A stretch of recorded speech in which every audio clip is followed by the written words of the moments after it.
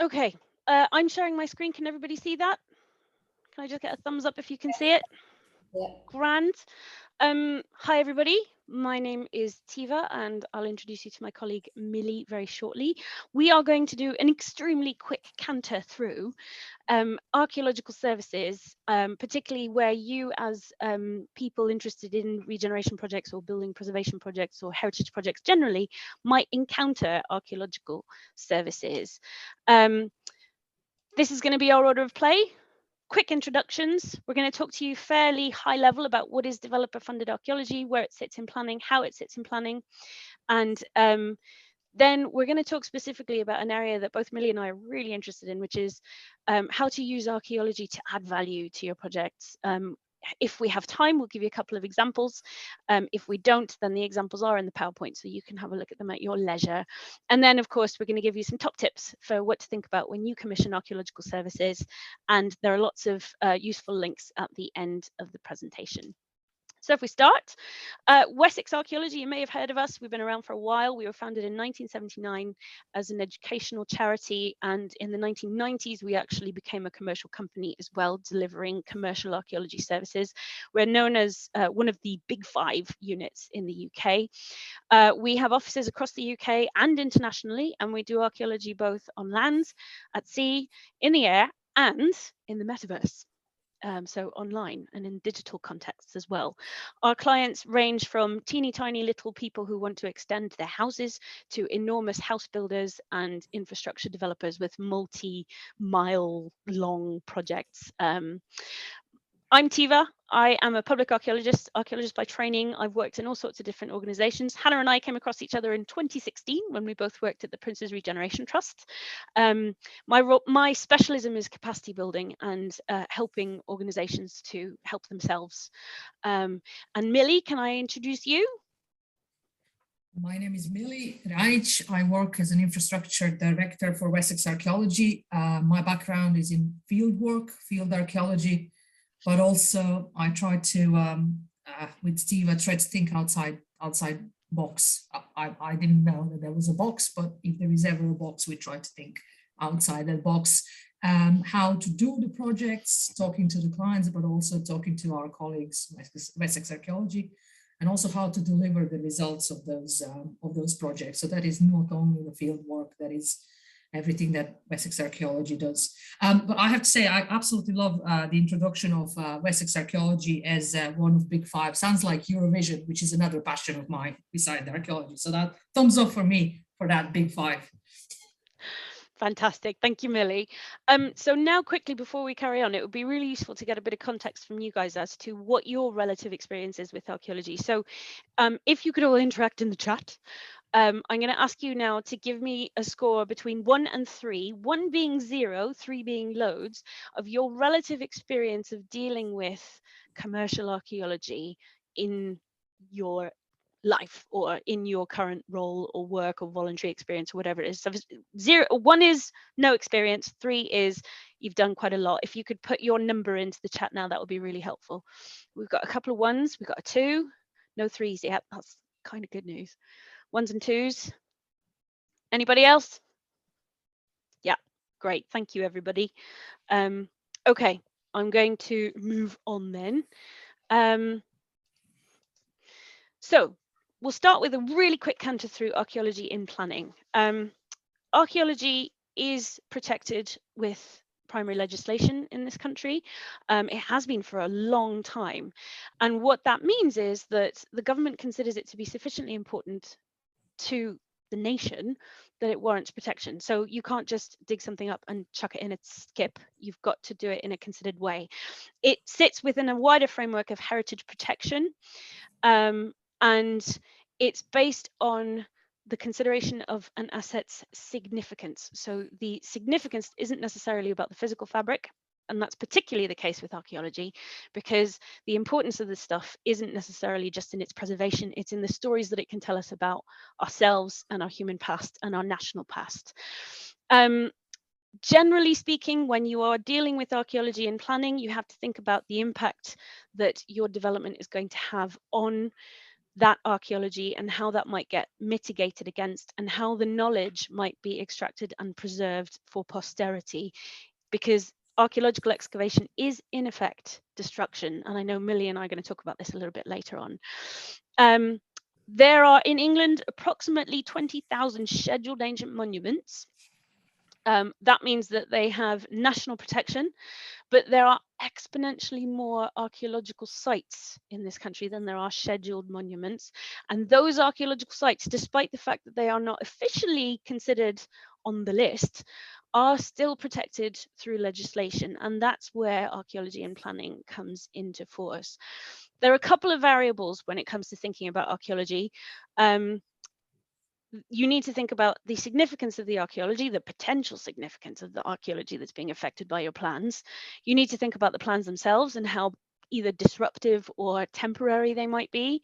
You need to think about the extent of the impact that your development is going to have on the archaeology. And also, it's a balancing act.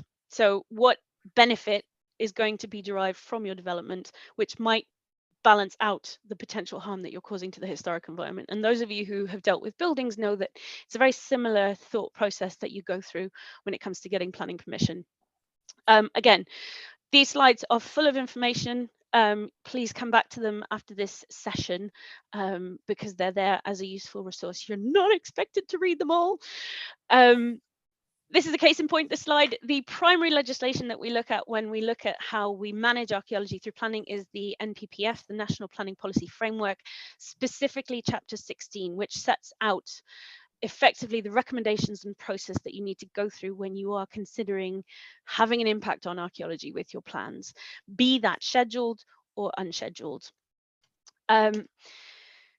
And that's why they call it developer-funded archaeology, because since the 1990s, the principle has been that the people who are doing the development, the people who are investing in making the change, are also responsible for mitigating that change. The polluter pays principle, as they call it. So responsibility for archaeological research in planning rests with the developers. Unfortunately, what that means is that a lot of developers view it as an impediment or an additional cost. Some have even called it a tax on development because they have to pay for archaeological works if they want to get their planning permission. And that's a bit of an antiquated way of thinking. I'm sure Millie agrees with me here. To view archaeology as no better than asbestos that you've just got to get rid of and get past is actually a missed opportunity, because archaeology is the study of the human past, and it is effectively storytelling, and you can deploy that story or those stories to the benefit of your project if you're canny. And that's one of the things that we are really quite passionate about, actually, and we're trying to find ways to do that more effectively all the time. Archaeology does add value. It is of significance to society, and it's not just something to get past and get rid of as quickly as possible. This is a quick diagram of how archaeology works in the decision-making process for planning. And those numbers on the right-hand side are the 3 areas where you might come into contact with archaeologists because you have a planning application that you want to get through. So the first thing to think about is whether your heritage asset, your archaeology, is designated, i.e. on the list, or one of those thousands upon thousands of sites that is known about, but not known a lot about, and therefore is not on the official list, but is still a consideration in planning as defined by the NPPF. When you are preparing a planning application, you will more likely than not have to do a bit of research to understand the heritage assets that are within the area of your application, because the local authority or the scheduled monument consent body are going to want to make an informed decision about the impacts that that development is going to have and figure out how to mitigate. So there'll be a bit of work in advance, and that is part of your pre-application. There may be conditions that you have to do before you actually break ground with your development as well. That's conditions of consent as well. So there are 3 areas that you need to think about where you might have to talk to professional archaeologists. Millie's going to talk in more detail about what some of the work is that you might get in these 3 areas, but there they are, the 3 sort of areas. There's the research, there's the pre-application, and then there's the conditions that you get as a part of your planning application that you must discharge in order to, successfully deliver your planning application. Otherwise, you get in trouble with the local authority. And like I said, archaeology absolutely can add value. We all probably, hopefully here, are really interested and passionate in the past and the stories it can tell. Archaeology is no different. And I say this a lot, the only limit is your imagination and your budget when it comes to telling stories that come from archaeology.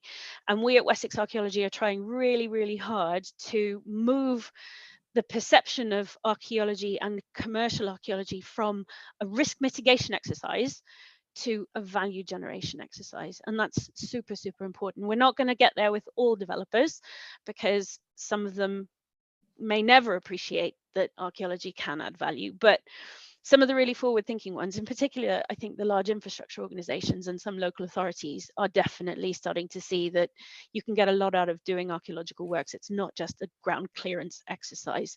And hopefully Millie will be able to tell us a bit more about those as we go. So before I hand over to Millie, I'm just going to do a little plug for a training opportunity that we've developed.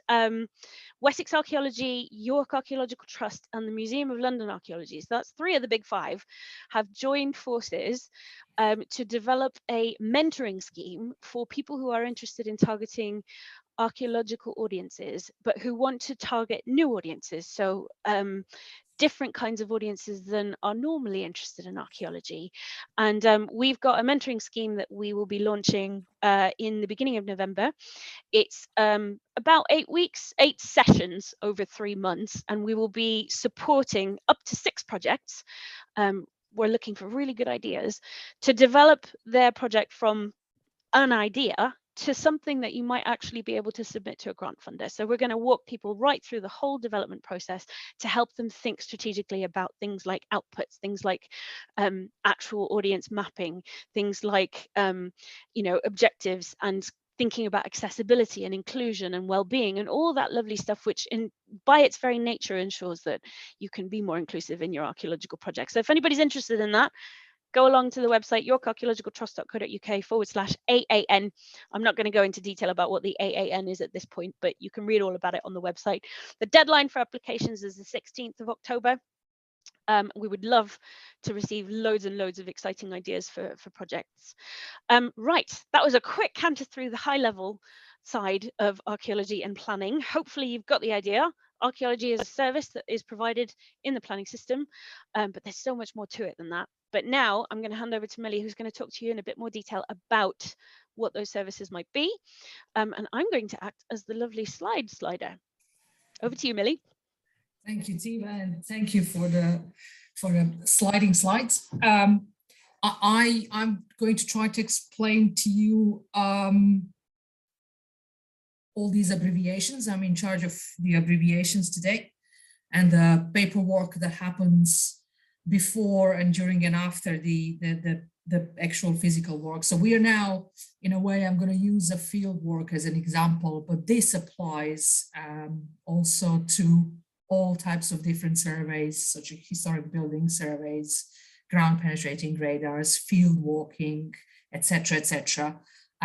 Applies to evaluation, which can be in the form of hand excavated test pitting, sampling, evaluation, trenching, or it can then go into, after that, into full excavation, open area excavations, such as strip map and sample or set piece excavations. These are technical terms for all the works that archaeologists do on a site, and site is your development. It is where the action is going to happen when the archaeology is resolved. And as Tiva said earlier, we preserve by record, or if you want, we do destroy archaeological sites, which is quite a bizarre thing that archaeologists actually do that. But we preserve by record for everything that Wessex Archaeology does. You can see that on our website, but any other archaeological companies I know also, they say on their websites, they tell you exactly what they're capable of doing. And I think one of the two most important documents before you actually go on site and do any of these works or all of these works. One is abbreviated as a DBA, which stands for desk-based assessment. And desk-based assessment is in a way a key tool in archaeological assessment as part of the planning application. And this document provides a greater understanding of the known and potential archaeological resource within and in close proximity to our site. So these, there are non-biased reports which identify the potential risk to the project because of archaeology being present, and they should create a focused on set of recommendations. So these documents include historic documents, so desk-based assessment should have historic documents such as photos, maps, insurance records of the site, diaries, articles, etc., historic environment records, any previous geotechnical investigations or any previous archaeological investigations, and therefore reports that relate to those investigations, a site, so development site should be visited, so a site visit and description of that should be in their, aerial photos such as LiDAR images, etc. And there should be a consultation with the local planning authority archaeologists and National Heritage Agency, and that data, all that is assessed and provided within this professional report, which is then fully compliant with the Chartered Institute of Archaeologists and their standards and guidance. So it's a pretty hefty, but it's a good base. It gives you an idea of what is on your site, what is around your site, what are the things to be aware of, what is the potential of the mitigation going to be, etc., etc. And your local planning authority is definitely going to want to see a DBA before they make any decisions about a planning application. Yes, depending on the size of your project and the importance of your project and also the impact of your project. And this is what Steve has mentioned before. Yes, very likely is that the desk-based assessment is going to be needed. Desk-based assessment is definitely going to be needed for large infrastructure and NSIP, so nationally significant infrastructure projects. The second document, which is another, I call it almost a contract, and that's the second on the list on this slide, called Written Scheme of Investigation. The abbreviation for that is WSI.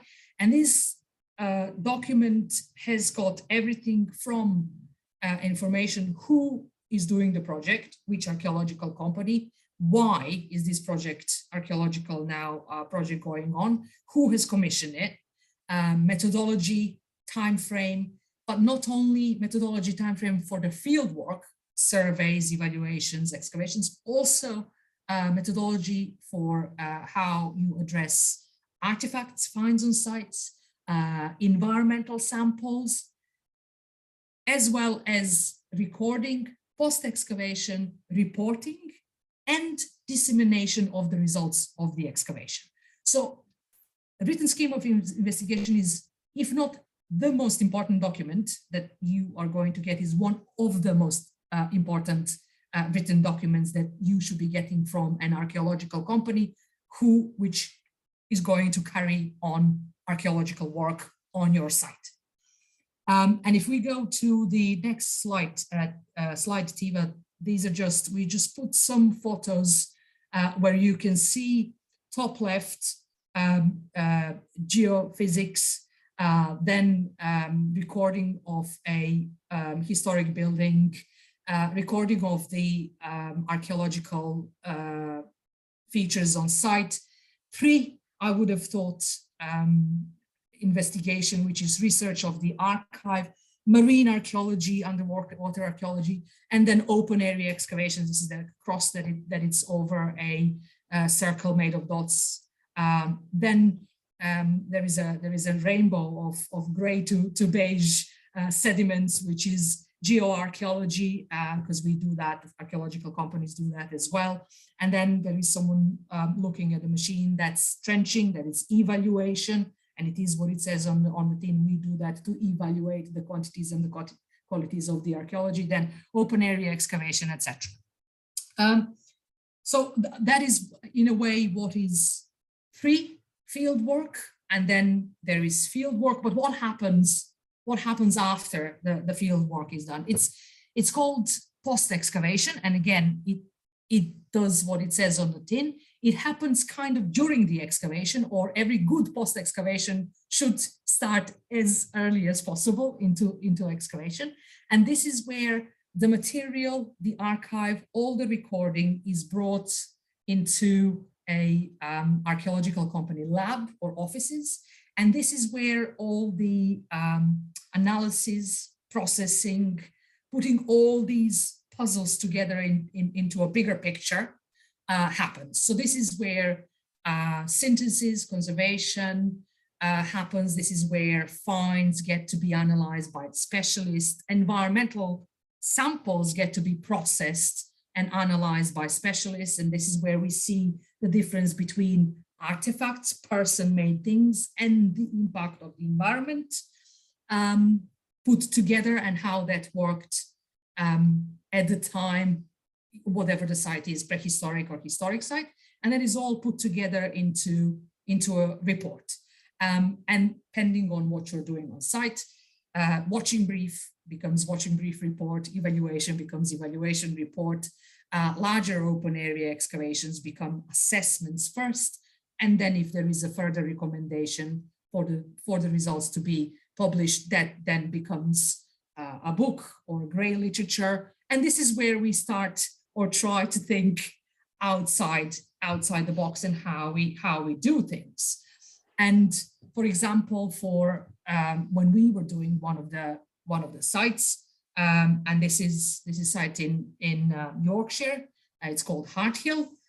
We have done evaluation for that site, and then the client has needed an evaluation, and that was carried out in a form of trenching.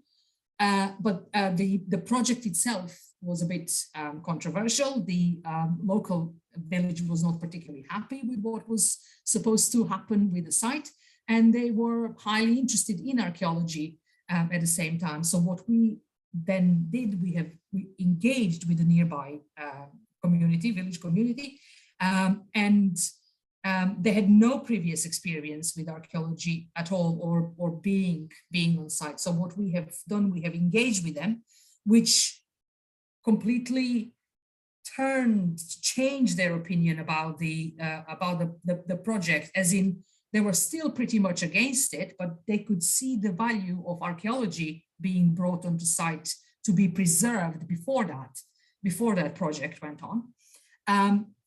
So there was that. There was, in a way, should I say, we managed to pacify a bit of an anger and negativity there. But we have also left legacy of knowledge, skills, and empowerment, because we directly engage with them to participate on site, to a point now that a new archaeological and historical society is there, because the village organized their own society, and they're now doing their own archaeological digs annually, and they apply for funding and happily do that ever after. So that is how one field work evaluation helped with one of the projects.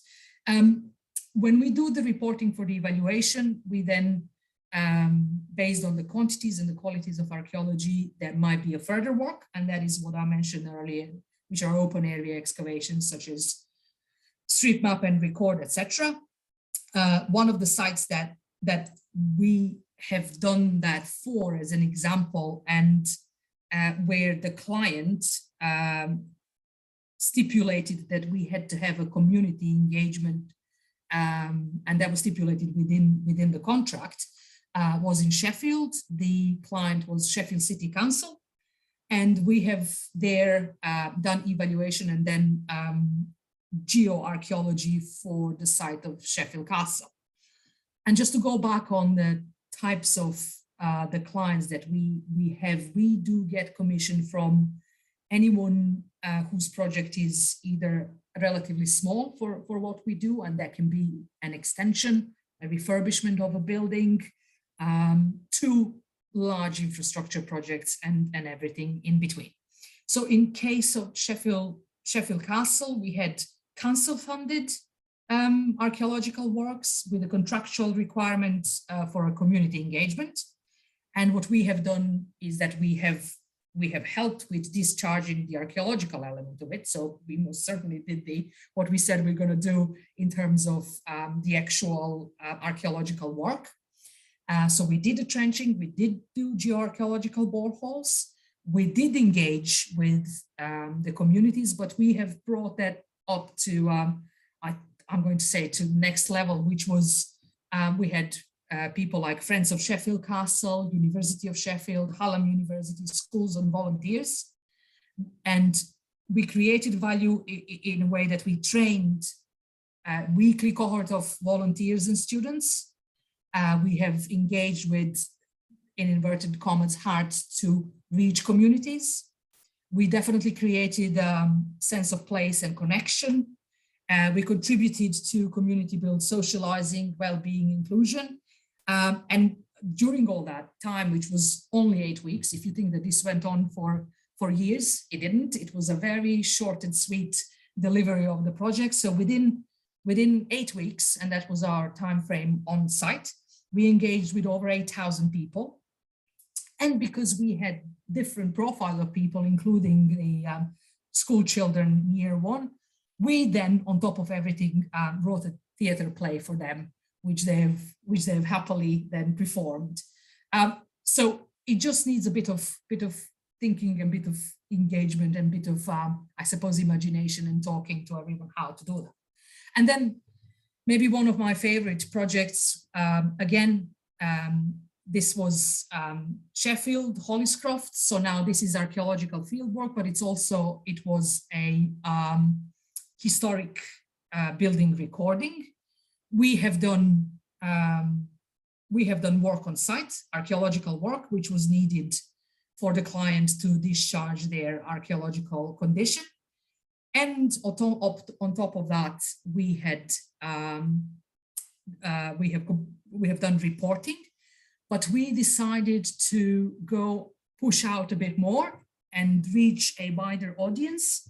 And what we have created is a comic book. So the final report, the very final publication, instead of grey lit report and if you want standard archaeological books, we have created a comic book, which is interactive. So there are two versions. One is online and one is a printout.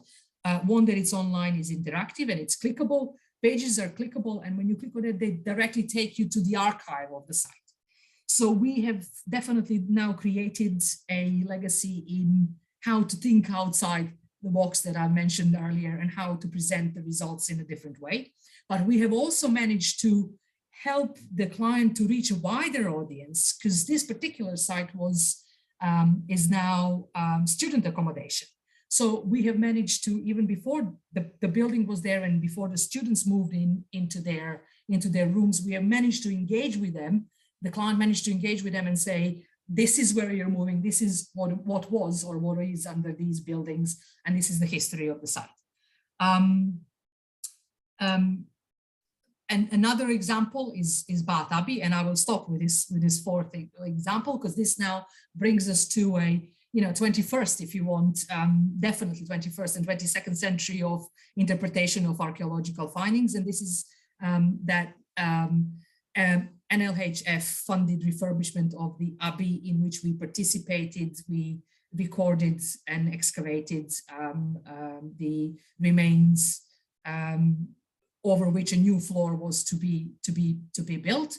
We have used photogrammetry to not only to speed up the time and recording process on site, but also then to put these puzzles together, which we turned into a digital 3D landscape with interpretation, which then visitors of the Abbey can explore. There are VR headsets, and you can travel in time, literally, metaphorically and physically with the VR headsets. And that was more coherent, speeded up excavation, long-term archive, future 21st century archive. It's not an oxymoron. It is possible to be done. So something that it's very, very old can equally be very, very modern. So these are just 4 examples of, what we can do and what we do on regular basis. And I suppose what it can be done, just a bit of inspiration, if you want, for you, that, we all these things can be done.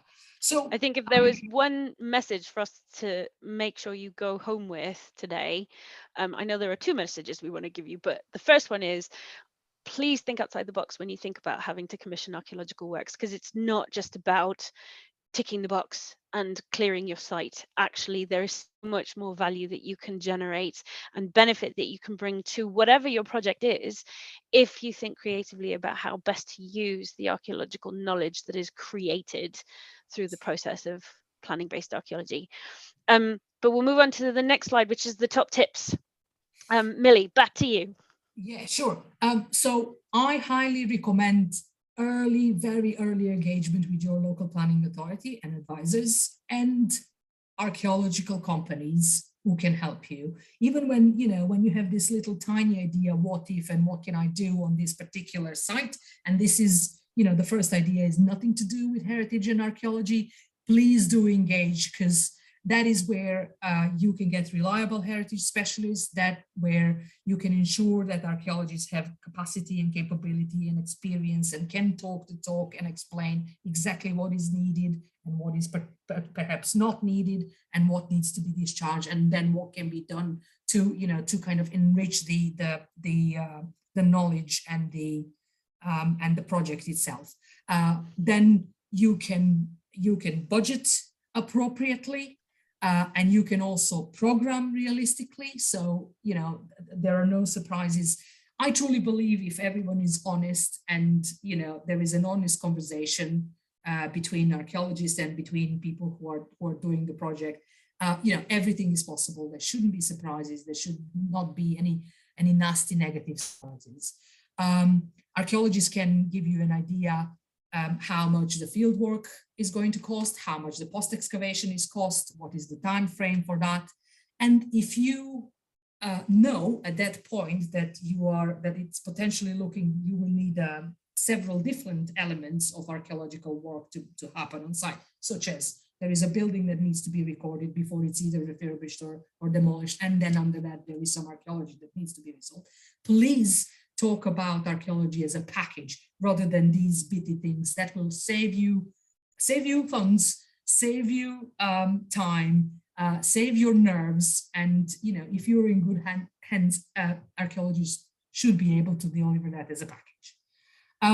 So archaeology is not it's the most, for me, it's the most brilliant thing ever. And it's something that it's very important because it does enrich people's life, but it also gives you a sense of place.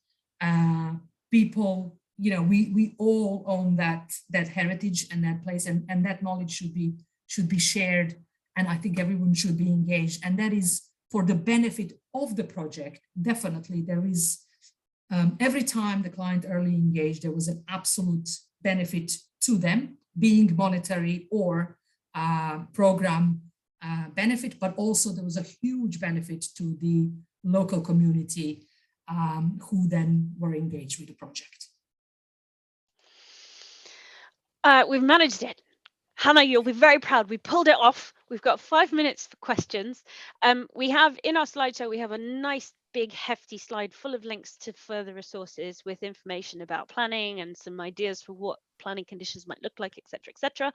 But we are happy now in the next 4 minutes